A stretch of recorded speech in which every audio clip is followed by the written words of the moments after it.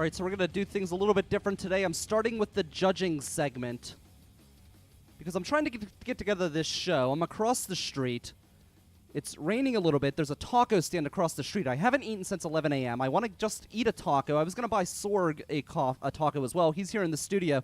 I'm waiting in line, using my phone, trying to make last-minute edits to the show. And all of a sudden, I hear this obnoxious noise. Nart, nart, nart. And it's the phone dinging, telling me that it's raining outside. The phone is literally interrupting my work to tell me that it's raining outside. And everybody in the entire building, it's like it's chaos. It's not everywhere. Everyone's distracted. Everyone's trying to accomplish their day-to-day tasks. Yes, it's raining. Okay, unless I see an arc going down Beachview Boulevard, which is where we are located today at the beautiful Sorgatron Media Studios, I don't give a damn that it's raining outside. And I have my phone in my hand. And not only does it notify me, it's not like a notification that pops up and disappears like when someone texts you. No, it forces you to open up a different application in order to go back to what you were doing, and then it interrupted me a second time. It was the dumbest thing I have experienced in some time. I'm going to go with a guilty on that one. The government with their emergency service systems are terrible. Unless it's a nuclear missile, like they lied when they said that missile was attacking Hawaii. Unless there's a missile attack, I don't need interrupted from editing show content. Welcome to River Talk. I am Brian Crawford. I am not at Mr. Small's Theater. No, I am at the amazing and beautiful Sorgatron Media Studios celebrating 400 years of awesome. That's right. No, 400 episodes of awesome. It feels like 400 years sometimes. That's Michael Sorg right there. He is the mastermind of AwesomeCast, which is going into its 400th episode. 8 years of the podcast, and you actually have been involved in podcasting even longer than that. We're going to talk a little bit about AwesomeCast in today's show, in the second half of today's show. I'll judge the AwesomeCast as awesome. So the government, I think I'm gonna sentence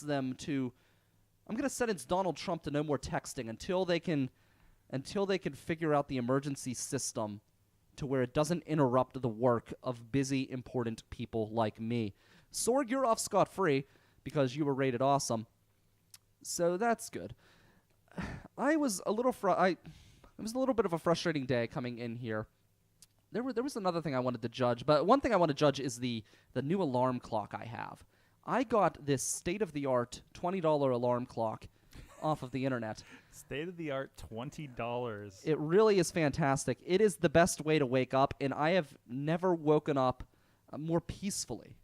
It's an alarm clock that it's very futuristic looking. It's a sphere that sits up on a stand, or like a half sphere. But around the clock is a giant light. And what's really cool about this alarm clock is I set my alarm for 5:45 every day.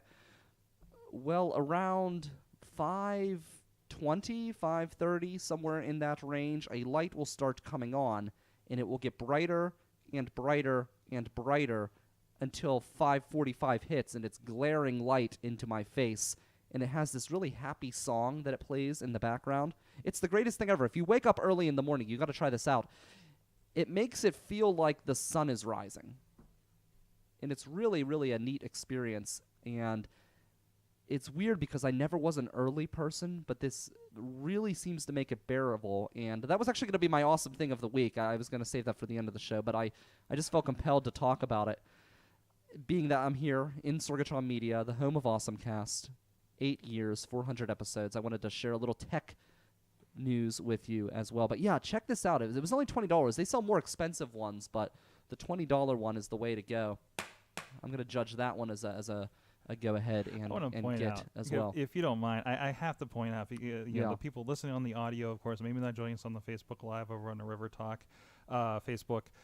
You brought your own desk with you to render with the gavel your judgments. It's a I have a little it's actually yours. It's a clipboard. It's a Sorgatron Media clipboard that I have here. And as you know, every week when we do the judgments, I come down. I usually judge topics, but today I wanted to judge some of these different scenarios that I was experiencing. I just realized that's my checklist for when we're taking equipment out of here for remote shoots. Oh, there you go.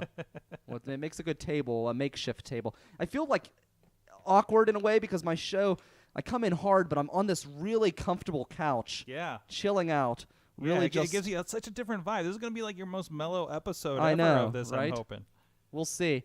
I've got some things that I'm happy about. Mm-hmm. We're going to talk about some good things. We're going to talk about civics classes. We're going to take a trip back to high school and talk a little bit about civics. And there is a legislator who wants to bring civic classes back to the schools. I didn't know that they disappeared, but I'm not really that surprised. And I was listening to an episode of something on NPR, and the broadcaster, the radio host, seemed to know nothing about U.S. government. And we're going to talk a little bit about that and why I think it's vital that civics classes come back into the schools. But then again, you also need to find teachers who understand what the government is in order to teach those classes. You can listen to The River's Edge at riversedgepgh.com. This is River Talk on the River's Edge Radio Network. We have Jeff Betten, who we'll be talking to in just a few minutes. He's running for city council here in the city of Pittsburgh. And I'm actually broadcasting from the city of Pittsburgh. Beachview's in the city, right? Sorg? Yeah, that's in the city. Okay. So they have so many neighborhoods, and there's so many smaller towns that surround Pittsburgh. Sometimes it can be confusing as to whether it's in the city or it's a separate borough. But we have Jeff Betten here. We'll be talking to him soon as well. We'll be talking about my crazy weekend where I did 3 concerts in like 6 hours. It was a lot of fun, good times. We'll be talking about AwesomeCast and, of course, the civics classes and the weird news that you know and love. 412-407-2PGH. You can text the line, or you can hit me up on Twitter at RiverTalkPGH. And, of course, you can always drop a line in the Facebook Live feed. I'm Brian Crawford here at Sorgatron Media. So, did you take a civics class in high school? Did you pay attention? If the class was not graded, would that encourage you to pay attention? Those are the questions I would like to see answered on the feed or on Twitter. We're going to get into those in just a few minutes. But speaking of civics, I do want to bring in Mr. Jeff Betten, who is running for city council. He is here to my right on the couch. I got to try to position myself. I have someone across the desk from me. This is a whole new experience for me. Jeff, you're running for city council in the north side, Troy Hill.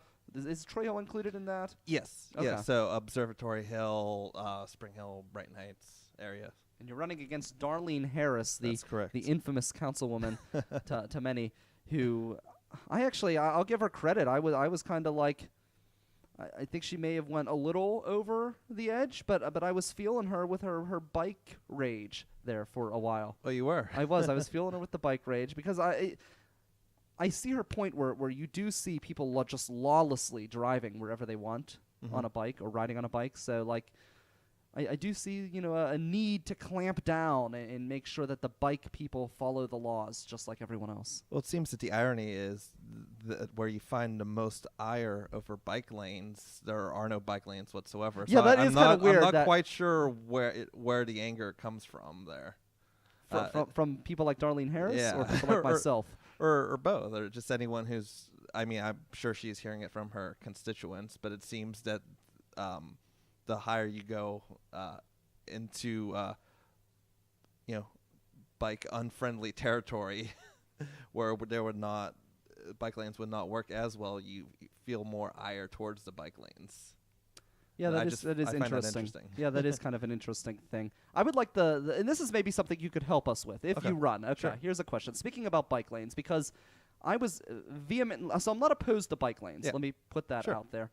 I think that they should be intelligently placed in areas where it creates a safe environment for the cyclists, but also helps the flow of traffic and doesn't impede traffic for vehicles. I think it should be a cohesion.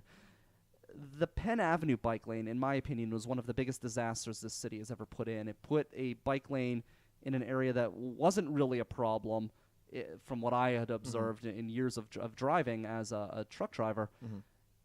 And it made a two-way road, a one-way road, and they put the bike lane in an area where trucks have to back in across the bike lane, box trucks, to get into skyscrapers, and the cyclists don't stop often, so it's creating just a horrible situation.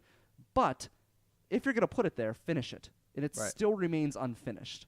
Is that something we could get finished downtown where we can finish the bike lane? Because right now, I drove down the lane once as a cyclist because I'm not anti-cyclist. I just want the law applied equitably. So I'm riding down the bike lane, and when you get to the end of that bike lane, it's like playing Russian roulette with your life because you're just driving out into the middle of a crazy intersection. So I end up going onto the road then because there's nowhere else to go. Well, and I think that's fair. I think like what you're saying is whether you're pro or anti-bike lanes, we need to have an honest conversation about, and it really comes down to good government. Is it being implemented effectively? And perhaps there are some infrastructure dollars that need to be put into finishing that, like you said. But it's something that it's weird that the emotion that ties into the bike lanes. Well, no, that it just kind of clouds that honest intellectual conversation we need to have about why it's being put here and how it's going to be put here and when it's going to be done, how much it's going to cost. I feel like we're losing sight of that as a result. So, no, I'm very for that conversation. Yeah, I think it needs to happen because I feel like it's there now. It's not going away, so we should finish it and make it as safe as possible and usable. So you decided to run for council. Why did you decide to run for city council? Was it because Darlene Harris was driving through the park? No, it's so my girlfriend and I are new homeowners. Okay. And she's really inspired me as a result of that to take some pride in our community and to stand up for my political beliefs and try to engage people. And win, lose, whatever happens, we're making a change in the conversation. You're seeing a lot of these issues come to light, and the candidates aside, we have to pick a council person to represent us for the next 4 years. So I think it would really behoove the citizens to ask themselves, what do we want in our representative? What values do I have that they do or do not share, and so on. Now, what are some of the issues that matter to you that made you want to throw your hat into the ring? So the biggest one would be the impending possible gentrification of the North Side. We've seen this happen. I used to have an office in East Liberty, so I've been seeing it happen there. We have a lot of friends in Lawrenceville. We've been seeing it happen there. And right now it's coming for the Deutschtown area centered around East Ohio Street as the main business district. And we, as residents of the neighborhoods, have to decide, do we just want to bury our heads in the sand and just let whatever happens and, just kind of cross our fingers and hope for the best? Or do we want to engage in smart planning and work with zoning and work with companies who want to come in and try to figure out a way that, because I'm not anti-growth, I think there's a way to do it intelligently. I look at the community that we're typically broadcasting out of, Millville, where there's been a lot of new business and a lot of new investment into the town. But if you look at all of the business owners, they're all businesses that are local to Pittsburgh, or the business is owned by a resident in Millville, or it's an existing business. So there is a lot of growth and a lot of excitement and people moving in, but they've seem to have been able to manage it in a way where it's all locally run and it's still keeping that Millville ecosystem alive, and it's not forcing people out. Now, who knows what will happen in the future if they'll be able to maintain their success in that regard, but you do see a lot of effort in that. And absolutely, and I think it's a matter of, having the foresight and wherewithal to actually sit down and say, hey, here's where we see our neighborhood moving in the next couple of years. This is the direction we would like to take it. And if perhaps certain developers aren't on board with that, or if certain businesses aren't committed to those ideals, then maybe there's a problem there.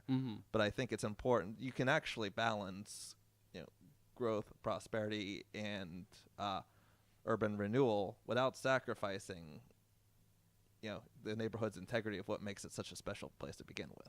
Now, do you think Darlene Harris has the foresight to kind of handle that task, or do you think that's an issue where you kind of separate from her? I think that's the main thing that separates us, because I know that she's somebody who takes great pride in her neighborhood, but I wonder, and I genuinely am curious about her ability to get in front of these issues and to nip them in the bud, if you will. It seems that most of her tactics on city council seem to be purely obstructionist.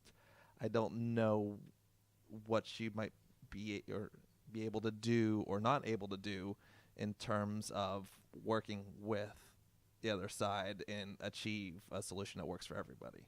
Now, you're going into a council, if you win this race, you'll be going into a council that works with a mayor who came from East Liberty. You said that there was a problem. That was one of the areas where gentrification has a problem, correct, in the city? Do you think that there might be a clash between yourself and the mayor as far as how the north side would be handled in its growth? Well, I think he's very much committed to doing his best. East Liberty, we would have to look at district maps.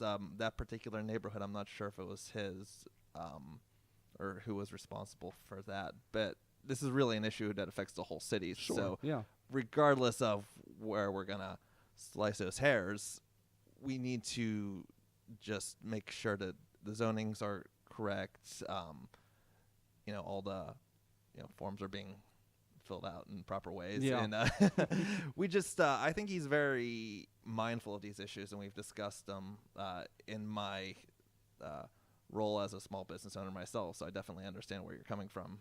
So here with Jeff Betten. He is running for Pittsburgh City Council in the north side, and you're a homeowner there. Did you live in the north side before you purchased your home?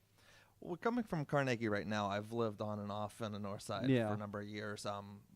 I know you're very familiar with the area. Yeah. You manage a record label, Misra Records, and I know you guys have been active in the north side with different events and things like that. Your birthday party was at James Street, which was a great time, by the way. Yeah, absolutely. Thanks for being there. Yeah. So you are familiar with the area as you're moving in. You're around the area, and it is an area that people travel to because it is on the up and up, as you mentioned.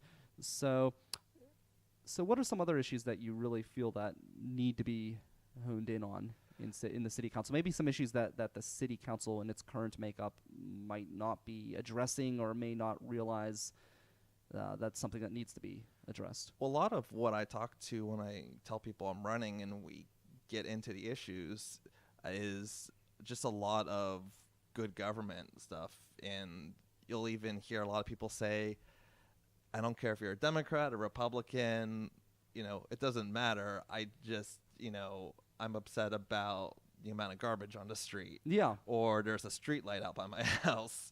And if you would, as she would tell it, Councilwoman Harris would say that one of her biggest points of pride is that she's always able to take care of these issues for constituents if they get in touch with her. But my question for her would then be, well, if that's your point of pride, and why am I hearing this from your constituents? And I think she has to answer for that. I think there is an issue across the city, too, with a lot of these things. I know just driving in some areas, the pothole situation, it's like you're playing a game of Frogger as you're driving down the street trying to dodge things. And I was really happy. I mentioned on my show Friday night that the governor is going to be investing. He's hoping to invest a really large amount of money into the city to try to beef up its infrastructure and fix a lot of these problems. So there might be some state help coming in as well, which would be great. Yeah. So you do manage Misra Records. How do you think that experience will help you as a council member? Well, I'm a small business owner, and a lot of people, and I'm also a fairly progressive-minded person as well. And one of the comments that I feel most people would like to levy at a progressive candidate is that they just want to spend. They don't know where money comes from. As a small business owner myself, I happen to operate a ledger sheet. Yeah, you got to keep afloat, sure. And I definitely understand the concepts of money in, money out, and I think that'll really... Misra's very successful, too. You've got talent all across the country. Sure, which is cool. Absolutely. How do you do that? How do you reach out all across the country to bring in talent? Because as somebody who's so locally focused and always thinking of the local area, I can't even imagine how you would make those connections to bring people in. Well, the internet's a wonderful place. I don't That know is if you true. discovered Yeah, it. really. No, I've never heard of it.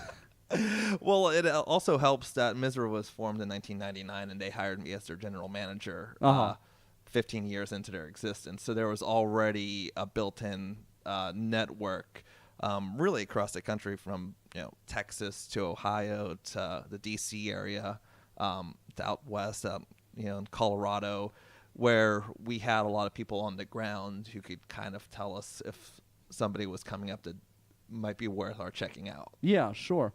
Now, do you get to travel to some of these places? Oh, sure, yeah. So you kind of, as a council member, you would be able to even utilize your business as a way to see what's not kind of what other towns are doing. I could easily see you're in another town checking out an artist. You observe different things that they have going on, different events and stuff like that. Well, I wouldn't want to give people the impression. I would likely step away from Misra if I were to win the election. So you would not be at Misra. Yeah, I don't want to give people the impression I'd be a part-time representative for them. Oh, because it's a full-time job as a council member. Okay. Yeah. Really, but to your point about the traveling, I think the mayor has done a lot in terms of he's traveled to other cities, not just around the country, but around the world. Yeah. In order to see what is and what isn't working for those particular cities, and trying to bring some of those good ideas back here to Steel City. Cool. So that's exciting. Is that going to be hard for you to step away from the label? It will be painful, but it's a sacrifice that I'm willing to make for my city. Very cool. So have you started campaigning? Yeah. Okay. Well, now what have you done early on? Well, right now we're so early on. What a lot of it's just been one-on-one, or Sure. This feels like one-on-one, even though we have people listening and watching. Mm-hmm. But it's getting coffee with people, getting beers with people, and just really, it's less about me at this point and more about them, and hearing what concerns them in their neighborhood. And at this point, I really think that after 3 terms of Darlene Harris, I'm pretty convinced that I've made the right decision by getting in this race, because it seems like people have a lot of legitimate grievances, and after so many years, I have to wonder, is this really the best we can do as our representative on city council? And it might be time for a change. Have you been involved in any political campaigns prior to this? A couple. I was working on the Mike Devine campaign just ended, wrapped yeah. up. Yeah, and before that, I mean, even when I was 18, I was working for the John Kerry So campaign. you're familiar with going door to door? Yes, very much. Do you enjoy that? Oh, I love it. I even was working for the Census Bureau for a couple of years. And Okay, he does love it then. Yeah. Because I always wonder when people say, oh, yeah, I love it. And I'm thinking, really? Because I used to do that, and it was pretty grueling. But it was fun in North Irwin when I ran for council, and I won an election. Yeah. It was on a much smaller community, probably smaller, maybe a third of the size of Beachview, not even, actually less than a third of the size of Beachview by itself. But when I ran and I went door to door, North Irwin was great because you had all the time in the world because the town was so small. So everyone would invite you in for beer, and you'd be stumbling home at the end of the day. But with door to door in a city area, you're not able to have that luxury because you got to hit so many different doors and make sure you meet as many people as possible. That's true. Well, we do have the advantage of a couple of apartment complexes, and there are some areas of District 1 where there's a lot of close houses together. It's not like, I was born in Robson Township, so I'm not walking door to door out there. Well, that's like, some of these places, you get out into the farmland. Can you imagine? Exactly. You're getting in the car and driving to each house, I'm sure. Some of these places out in Bolivar, for example, or places out past Ligonier. So it's interesting. I don't miss going door to door. That was my least favorite part. That and phone calls. So I'm less of a phone guy, but I love meeting people face to face, and I really just to see the variety of people that we have in the district, it really warms my heart to just see everybody. Because at the end of the day, too, we all want just the same things. We want a better shot at a good life, and it just warms my heart to see that there's a lot more that unites us than divides us. Yeah, I'm here with Jeff Betten, broadcasting from Sorgatron Media Studios on the River's Edge Radio Network, River Talk. I'm Brian Crawford. You are looking for the endorsement of the Democratic Socialists of America. Yes. Why is that? Well, they seem like they share a lot of my values, or perhaps whichever way you look at it, there's a significant amount of overlap between what their organization stands for and what I believe in. And despite the name or any connotations you may have with that, I think if people went to a meeting or talked to somebody who identifies as a Democratic Socialist, they would see that really they simply are looking out for people's best interests at heart. They just want to make sure that the working man like you and I are going to get a fair shake. Now, there is some people out there, especially some of the older people, that they may hear the word socialism and be turned off. Is that something that you worry about?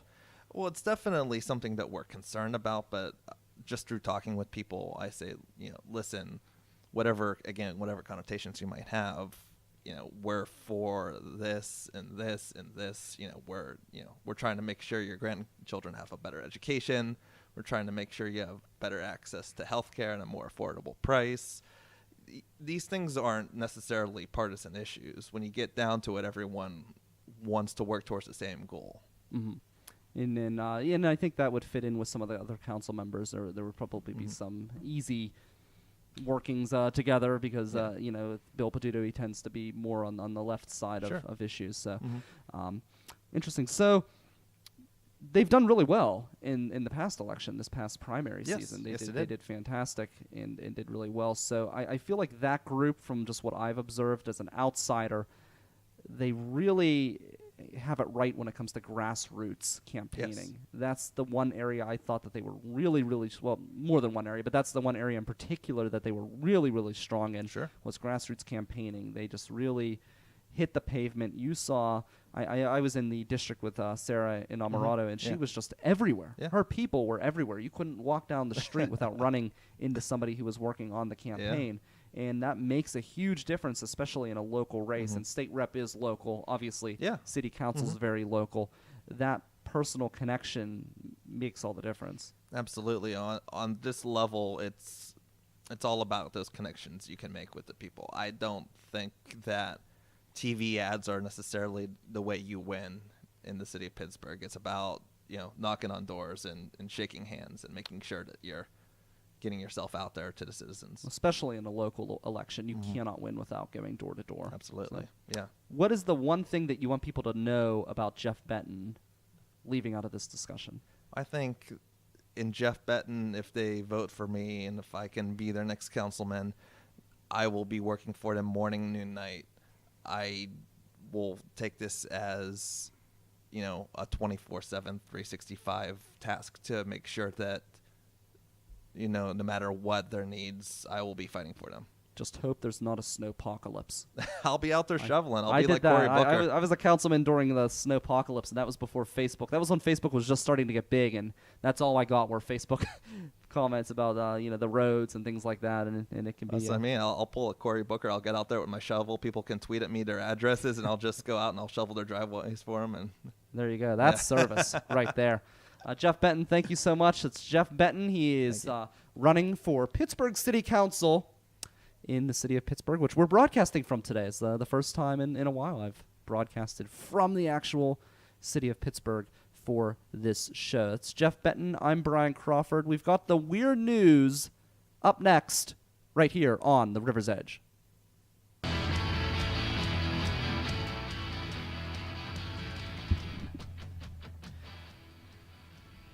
All right, welcome back to the River's Edge Radio Network. Brian Crawford with not one, not two, but three weird stories to keep the Mon Monster at bay, where I, Brian Crawford, will single-handedly save the city of Pittsburgh from total destruction. And man, with the way the rain is coming down now, destruction from the Mon Monster, he's flooding the streets. My phone was going off with warnings. It's a disaster. So let's hope that these three stories can help soothe the beast. The first one has to deal with a reunion that was a long time in the making, where a man met, actually, the person who delivered him as a child. And it's more interesting than that. The man is a police officer.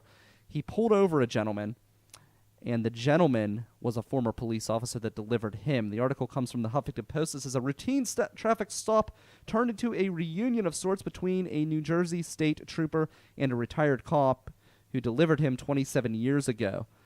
And it's really interesting. The cop, Michael Patterson, stopped a former police officer, Matthew Bailey, in Kingwood Township for having tinted windows.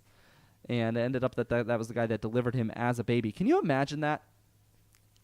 I couldn't. I mean, that's what happenstance, right? Yeah, I mean, it's is bizarre. this a small town situation where everybody was like kind of, nobody really left or anything? Like, is that up the chances? The world is weird that way. Jeremy Kaywood, who's a musician here in the city of Pittsburgh, he's been on this show several times. He and I have a history that dates back to grade school, and neither one of us knew it. I was out at Hambones once, and he had talked about his mother, who is involved in the ministry.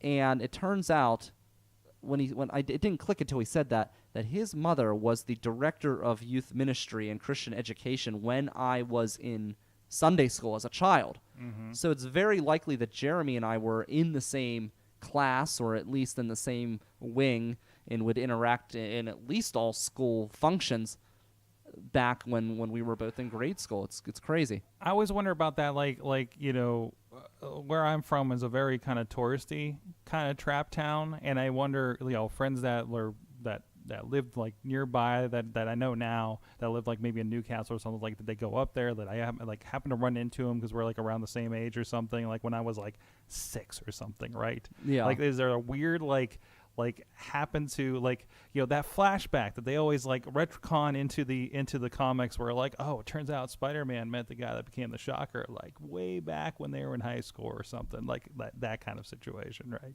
Yeah, but it's you never crazy. know.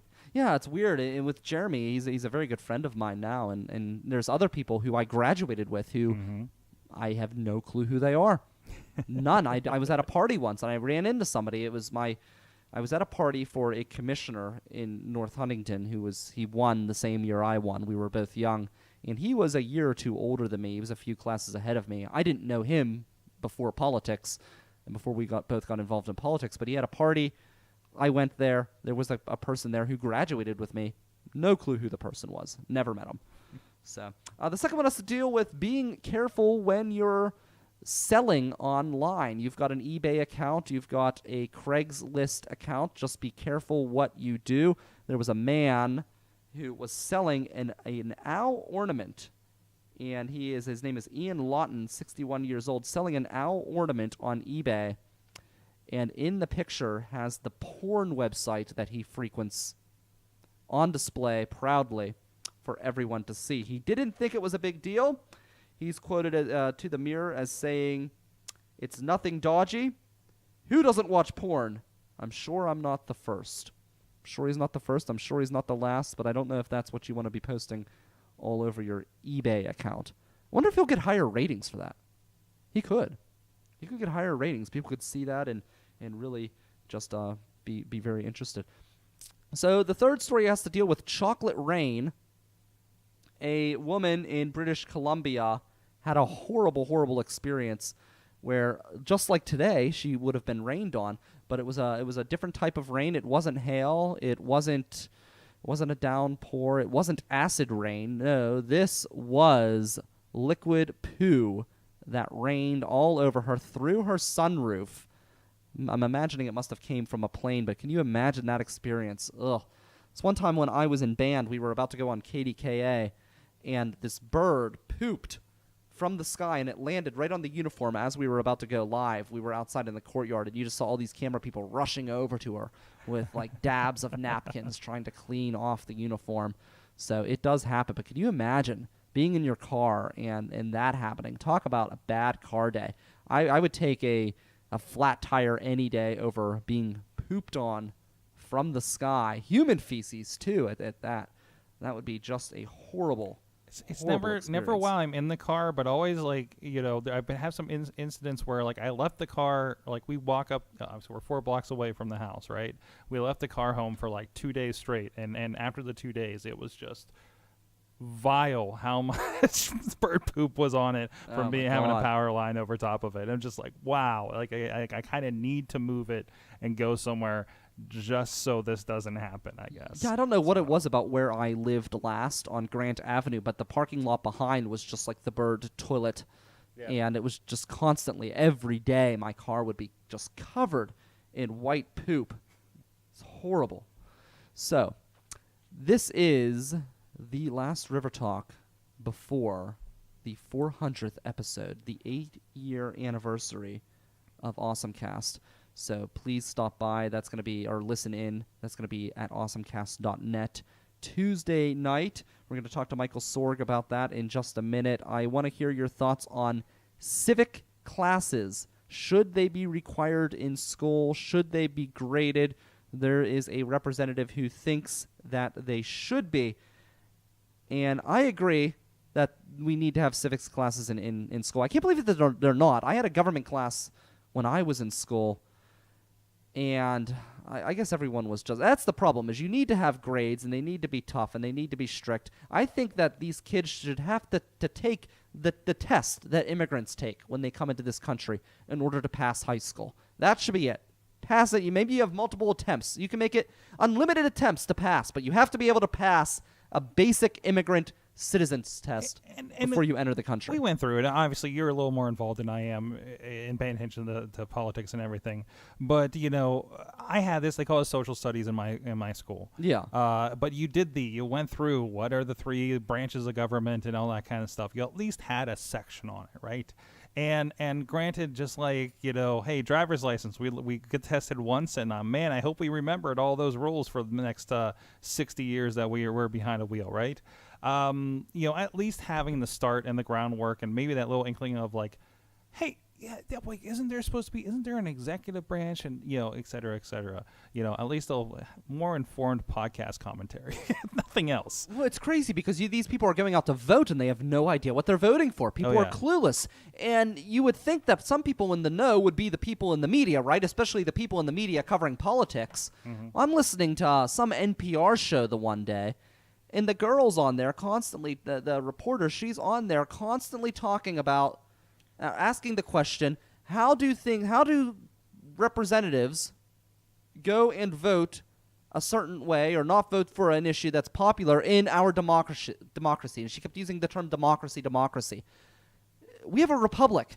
That's the whole point of a republic. You have things like that as a bargaining chip, and you use that in politics. It's not a direct democracy. Right. We are not a democracy.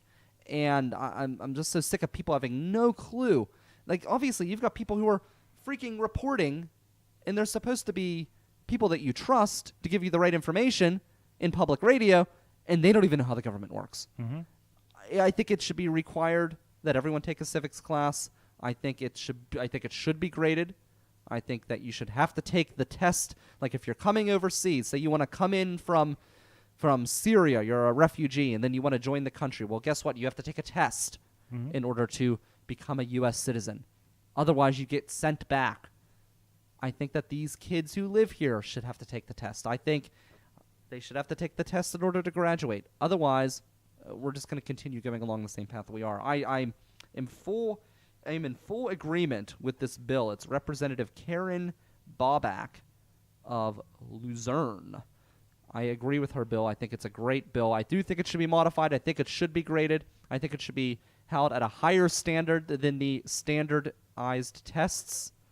I think that should be the requirement. They have like the dumbest requirements to graduate high school. You have to do like a project, and if one teacher doesn't like you, it just takes one teacher that they can try to fail you out of high school, but you don't even need to have a basic citizens test to prove that you understand how basic government works.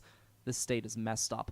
But yeah, I definitely agree with this. I think it's the way to go. I'm going to hear your thoughts. 412-407-2PGH at RiverTalkPGH, or you can tweet us or message us rather in the Facebook Live feed, but that you can text us at 412-407-2PGH. I had a big weekend this weekend, lots of fun. Happy birthday to Mike Speranzo. He had his 50th birthday party, and that was a great time. Fantastic lineup. Drowning Clowns closed the night off. Wreck Loose. You're laughing over there. Drowning Clowns. Not Drowning Clowns. They didn't kick the night off. They were earlier in the set. That's Mike Speranza's band. And they were there. It was fantastic though. It was a great show. That's a great band name. It is a great band name. They're a great band as well. They did not close the night out. No, but they were there because he wanted to enjoy it. You know, he had his performance. It was actually great. There's this jazz musician, Fat Man D. She came in a giant birthday cake, and the cake popped open, and she sang "Happy Birthday" to Mike Speranza right in front of the stage. Nice. Yeah, it was great. I did that. I went to the Shindig on Carson. Great job to Three Rivers Circus for putting that together. That was a fantastic show as well. And also thanks to also a great show by our wonderful friends over at Get Hip Recordings. So they had a great show. Thanks to Zach Kime for inviting me out to that one. That was lots of fun as well. So all sorts of great stuff yesterday. It was an action-packed night. You can look at the pictures on the Facebook page at Rivers Edge PGH. They're all right there. Let us know what events you have coming up. You can message me. You can email me, Brian Crawford at riversedgepgh.com, and we can try to accommodate you and see if we can head out to that event. I was sitting here. This is one of the nice things about this studio.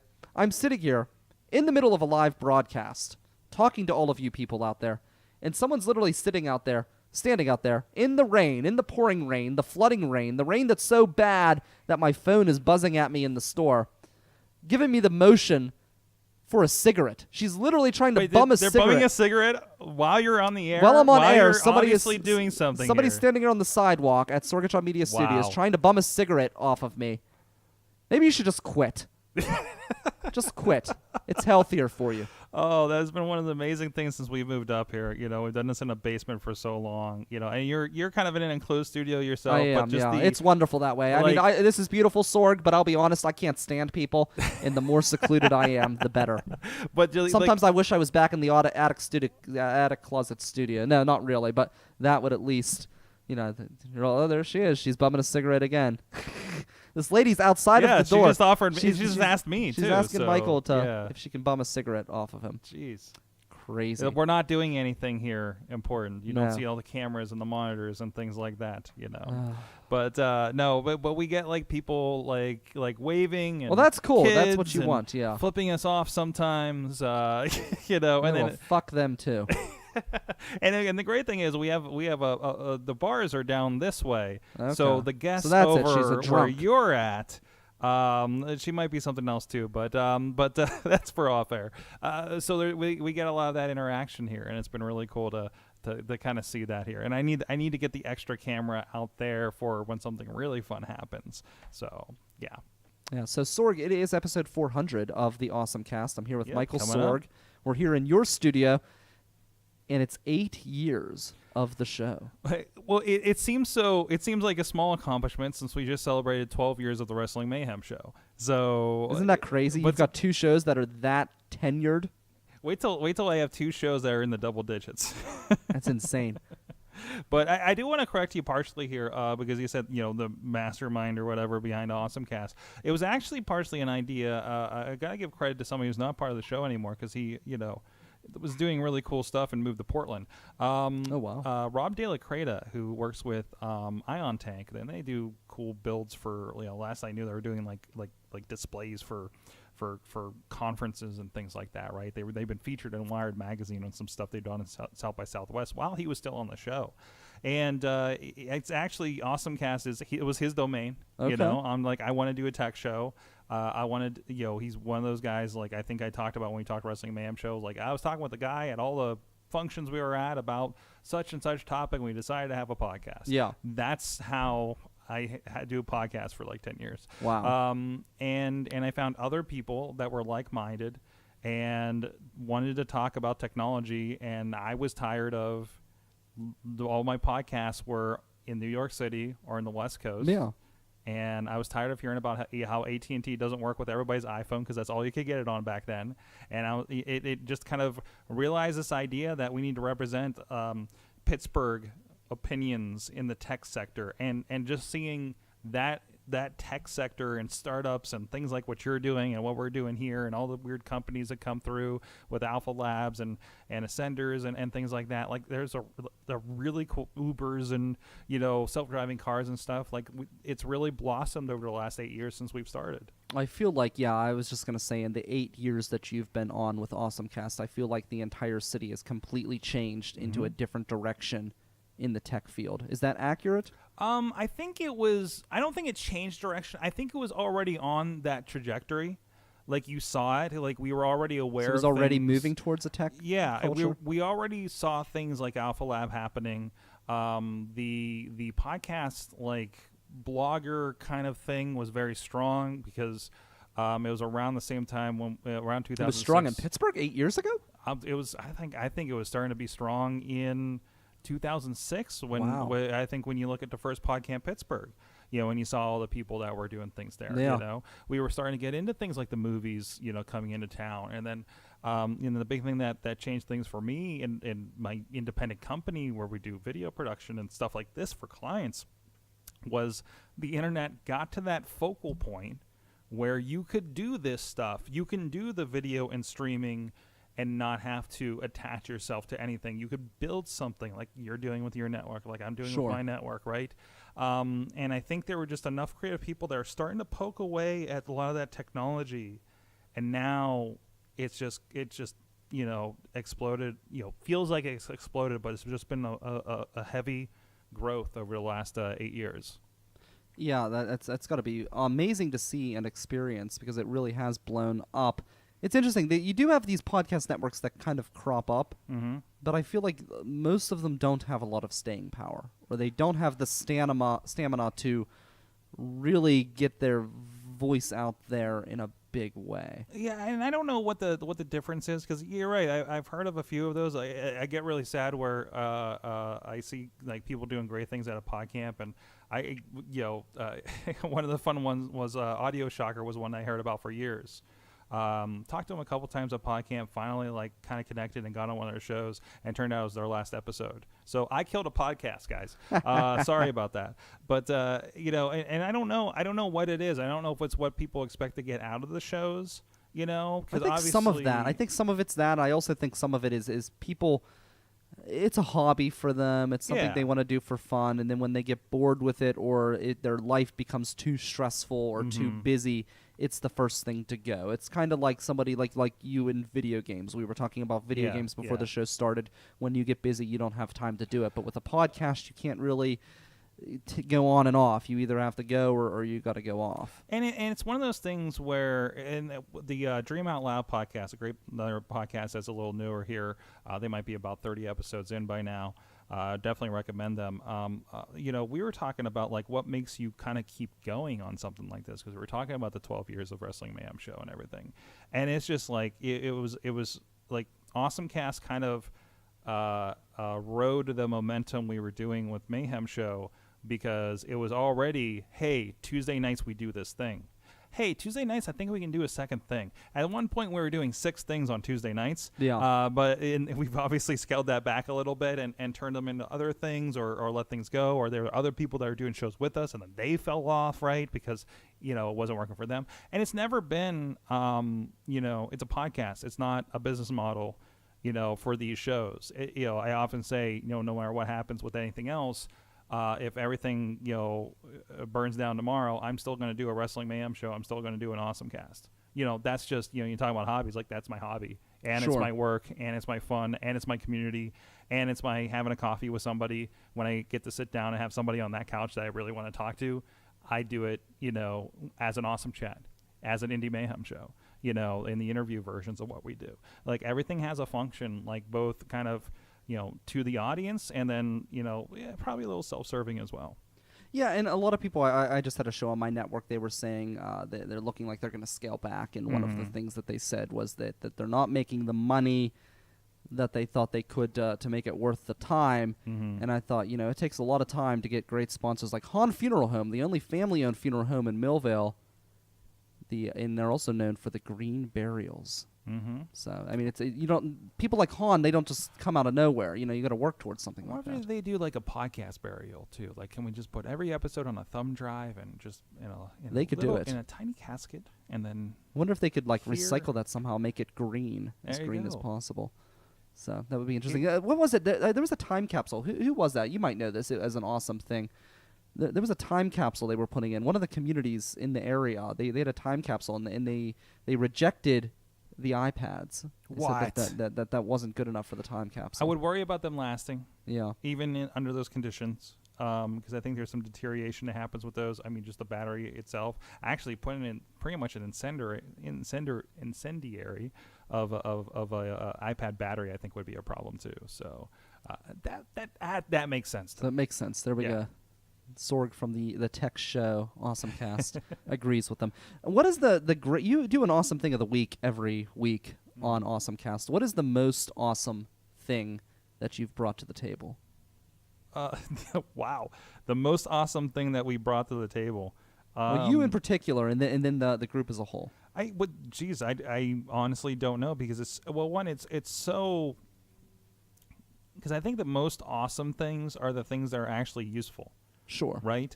When Chilla, who he's a gadget guru for a big bank downtown that we don't name on the show. Well, we gave it its own name. And he's using this stuff and trying to implement things like, functionally, and seeing how, like, hey, does this work for the thousands of people that could, need to use this, right?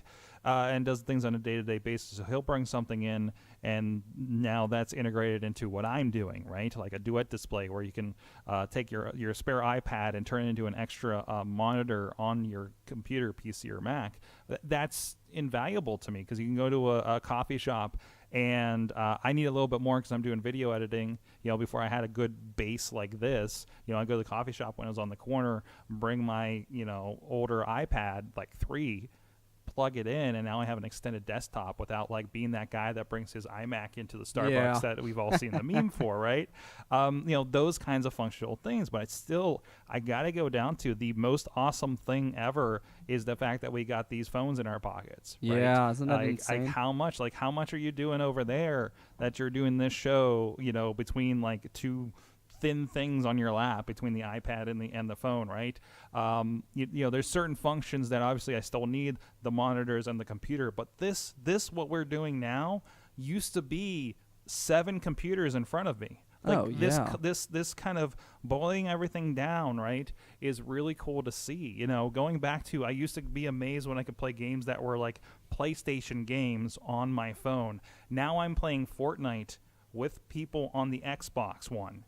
Like, that's incredible what we're doing here. And some people are just texting with it. That also blows my mind too. And I'm really been amazed with things like, we had the Google Glass when that came out, and saw the potential there. You had it here in studio? Well, I had one. I went to New York. I did the thing. Wow. And it was partly because, I got the podcast, and I think there's some cool things we could do maybe in a business side of things, at least play with it. That whole first-person video idea. Is there something we could do with it? Nothing that obviously ever panned out, as did the product, but I paid was it $1,500? Did it? I haven't had a good client, at the time. Here I am debating whether I should buy a $100 robot to clean the studio. Wait till you hear about the $25 security camera I just picked up this week on the show. $25? Yeah, I'll tell you. I'll show you it after the show here. Okay. But I want to hold on to that for Tuesday. For Tuesday, yes. If you're in our AwesomeCast Facebook group, you've already seen it. But I am in the group, but I haven't seen it, so I need to check it out. But some stuff like that, and then realizing how much of that has boiled down to now what's on our wrist. We're both sitting here with smartwatches, and we're talking about here. Show yours off again, there you go. There, it's got a different one. Yeah, this is the Chinese one that the Pentagon has banned because they're using it to spy on people. Oh, okay. Yeah. So you can't go into a government building with that thing, probably. Ooh, actually, I didn't think about that. I don't know if that's a rule or not, but I feel like that should be. Probably. So, but yeah, I'm myself just upgrading from the Pebble to the Apple Watch finally. But those kinds of things, like that information can be pushed to you, and not overly. Well, the tablet thing is so amazing because you mentioned what you're able to do. I'm actually going to be creating a system where for a live stream, you'll just be able to take a tablet and you run our video software we have through the tablet. At Work Hard Pittsburgh, I know one of the setups they have for the audio that Buzzy uses over there. It's the entire thing is it's just as full featured as a full Behringer X32 like board, but it all runs on a tablet. He just has like a cheap Android tablet, and that's what he runs. Well, I could do that. Yeah, I could run actually the soundboard at the studio. The switcher for this, there's an iPad app for it that I could run. It's insane. The switcher that I'm using this keyboard over here for, and we're thinking about that for, does that make sense for some of the shoots that we do too? Just that kind of extensibility, and it's like, okay, now what can I do with the thing on my wrist, right? That push for, not just so I can get close my circles on my walking or anything like that, which is nice too. I don't even care about that. I literally bought the watch. So I had a smartwatch, and it did all the health stuff, and I didn't care. It's like, oh, good job, you did, this many steps. I'm like, I don't care. Go away. I don't want you buzzing for that. I wanted to text basically text at work, I'll be honest. Not allowed to have a cell phone at work. I got the watch. I could text on the watch. I could do a voice to text on the watch. It works fantastic. The old watch, which is weird because it was a Samsung watch, and you'd think that would work well with the Samsung phone, but it couldn't do any of that. Whereas this watch does it all. It was the same price, and I can text. I can do the voice. I could actually use Google Maps on the watch and do voice navigation on my wrist while I'm walking. You're younger. You're a little younger, so I don't know if this is in your head, and I'm sure you've heard this over the years. But I was at the time when the Dick Tracy movie came out. Yeah, at least, so I was very familiar with that. So I get the little bit of when I'm saying, hey, text my wife that I'll be home in a little bit. Like that. It's been one thing doing it in the car, which was maddening because the Bluetooth's all funky, or the phone doesn't always do it because it's maybe connected to something else, right? But the watch. So far, the couple weeks I've been running with this, it's been fairly responsive. Siri becomes actually kind of more functional for me. That's good because she's not very functional otherwise. No, she's not. She is the worst. It's a shame because she was groundbreaking when she came out, but now she is so far in the dust. But it's a functional thing. I really think you boil it down. It's the tool for the job. Siri is the tool for X, Y, and Z job to... that is in the Apple ecosystem, but for this job and this job, you need an Echo lady. You need a Google thing. And now we have in the studio, we have all three. All of them, and we're playing with all three of them. What do you like the best? Honestly, Google. So far, the Google has mostly been listening to music. It's been easier. We really haven't deep dived in it. Yeah. And the problem is, remembering that's an option. Like Google Assistant, I had been pulling up on my phone while I've been driving to just be like, oh, hey, create an event that, I need to do River Talk at Sorgatron Media Sunday at 7 p.m. Like you can't do that in Google Assistant, and everything has a Google. You can do that with Alexa, to be fair. You can do that with her too, but I'm not hooked up to that. I'm not in that ecosystem with her yet. Having all three myself, actually. I don't have the Google Home as the physical device, but I have it on the phone and the watch. I think Google's much better for searching things, way better than Amazon. It has more information, right? It does, yeah. Like I was just playing with it today when I woke up from that 15-minute nap I had before I ran out here for the show. I was asking, I was just talking to Alexa for fun, and I was speaking to her in Japanese. And when I say konnichiwa, she understood what I meant, but she thought that meant hello in Japanese, which is incorrect. It actually means good afternoon. Right. When I asked Google, when I said these different phrases to Google, it could pick up on what it was, and it would give me a definition of what it was in Japanese, which was cool. But it's also training yourself to do that, too, to work in those systems, to know, like, oh, wait, I can throw Japanese at this, right? I out on the street, if I run into something, obviously we're in a very Spanish-speaking neighborhood, from going to get tacos, and at least I tried. At least attempting to get tacos took me away. But realizing to run into somebody, or I find something on the shelf that's like in Spanish because like they have these awesome like cookies they have coming and stuff, right? And it's like I don't know what that is, but remembering and like I can take a picture with my phone and it'll translate the image instantly, or or say something to maybe the cashier doesn't understand you as much as you'd hoped, and you just say it into that and it spits it out, and you're able to communicate like that, or to be able to just drop into another country and deal with something like that is amazing. Like those things that make our lives easier and help us communicate better are kind of my favorite things. Yeah, no, I agree completely. I love them. And I will say I am the only person, to my knowledge, who has had somebody purchase what I was talking about on air while we were live in an AwesomeCast, and then I did the repeat the next time I was on. Reigning champ right here, number 1, Brian Crawford. Few shout-outs. Nathan J. of Standard Broadcast. Thanks for checking out the show, Nathan. He asked that the show be called Two Great Guys on a Couch, referring to Mr. Betten and myself. Alexander says he would vote for Jeff if he lived in Pittsburgh. And he's in Long Beach. Oh, he's in Long Beach. Long Beach, California. Great. So there you go. So Jeff has a fan from Long Beach. Todd says, great looking out, Jeff. And Mrs. Sorg, your mom, has chimed in. Hello, it's nice to meet you digitally. Your son is amazing. It's a good friend of mine and a great inspiration for all of us who are working in the internet world. And she says that she also has an iWatch. So there we go. Yep. She called me to ask if she should get the Apple Care plan at the Best Buy. I would say for the watch, definitely. Yes. That is the one thing I will say about this watch that is better than the Apple Watch. And I think the Apple Watch is probably the best watch from everything I've read and heard. But one thing I do like about this watch better, and somebody else pointed this out to me. Hey, we got a flash flood report again. Oh, great. My phone's going to go off. Watch this. Watch this. Oh, no, it's not going to happen. It's not happening. And I had Do Not Disturb on, so it wouldn't. I had Do Not Disturb on as well when I was in the checkout line, and it still interrupted me from what I was doing. Jeez. So the one thing I will say about this watch over the Apple Watch, and somebody else brought this up, is there's this big, thick ring around the watch, so it's a little bit more durable, I think, whereas the screen is more exposed on the Apple Watch. That's the biggest worry about me is what's going to happen to this, is because I am clumsy, and that is the right spot for me to hit door handle. So, yes. Absolutely. So, Sorg, what do you have coming up in the coming week besides the big 400th episode, 8 years, on Tuesday night at Sorgatron Media AwesomeCast.net, rather? What do you have coming up? And .com. We do have .com. I know, but I like the .net. I know, it's the .net is what we're used to. Is .net the original one? Is that why? Well, it was the one that I had access to. Okay. Because I bought the .net, and then finally I got the domain from the original person, so I could actually do stuff with it.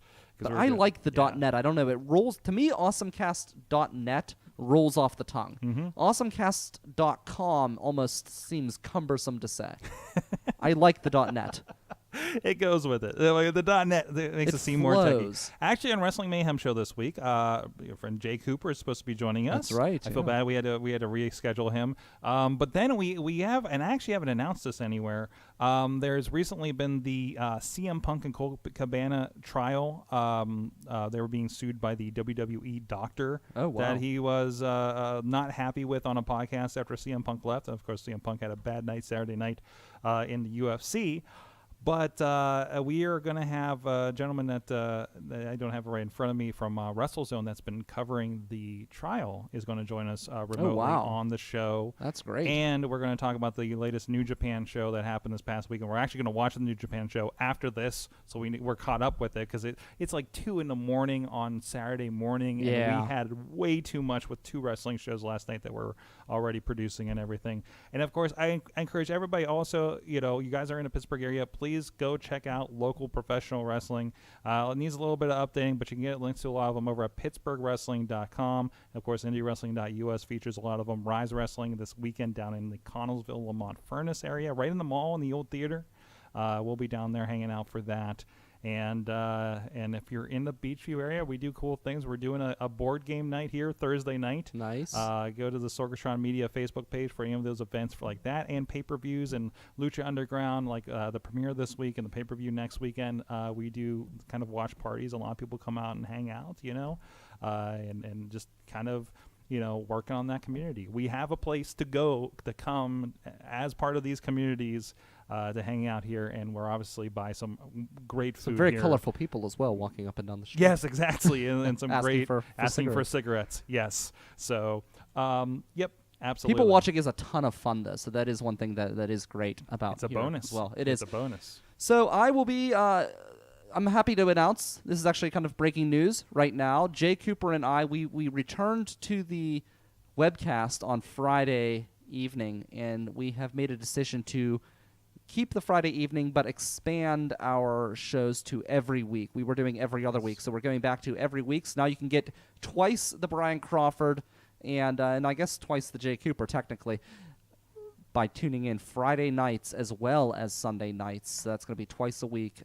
So that's going to be a lot of fun. And then also, very happy to announce that not next Sunday, but the following Sunday, I will actually be at Studio Me, and we will be broadcasting the video show in 360 video. So if you have a VR machine, you can do the VR thing with your phone or any other kind of VR device and watch us in 360 as if you were in the room. That's going to be with Studio Me, and I will be interviewing Elliot Conway, the studio manager out there, so that's going to be a ton of fun. So you can find that out on the River Talk page as well at River Talk PGH and riversedgepgh.com/live. For Jeff Betten, thank you so much to him for coming in. That's really great stuff with him. We'll definitely touch base with him as the campaign gets closer. Thanks so much to Michael Sorg for this wonderful experience. Do not forget, this Tuesday, and that is this Tuesday, awesomecast.net, and then we'll share that on the River's Edge page as well. We have the 400th episode of AwesomeCast. 8-year anniversary. Big show. awesomecast.net. Do not miss it. I'm Brian Crawford. Don't forget, we've got the Mike Sasson show coming up at 9 p.m. at riversedgepgh.com/live, and then we'll be rebroadcasting this tomorrow morning, 10 a.m. at riversedgepgh.com.